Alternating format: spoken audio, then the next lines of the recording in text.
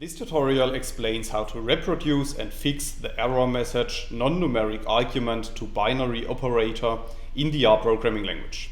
So without too much talk, let's dive into the R code.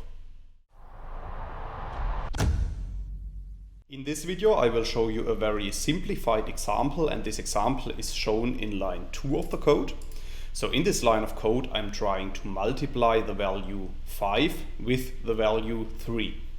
And in this case I'm specifying 5 times the character string 3 instead of the value 3.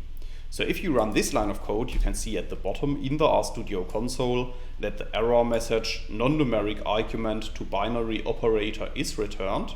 And the reason for that is that we have tried to multiply a character string with a numeric value. The same occurs when we apply the code that you can see in line 4 of the code. So in this line of code we are actually specifying a number, however this number is still formatted as a character string. So if you run line 4 of the code, you can see that the error message non-numeric argument to binary operator is still returned and no valid result is returned. And the reason for that is that the value 3 is still formatted as a character. So if we want to fix this error message, we need to make sure that all our values are formatted as numeric values. So for instance, in line 6 of the code, both our values are formatted as numeric values, and for that reason this line of code returns a proper result without showing the error message anymore. That's all I wanted to explain in this video.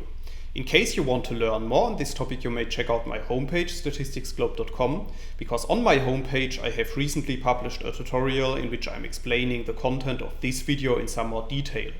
I will put a link to this tutorial into the description of the video so you can find it there. If you have liked this video or if you have any questions, let me know in the comments section below. I'll try to respond to all comments as soon as I can.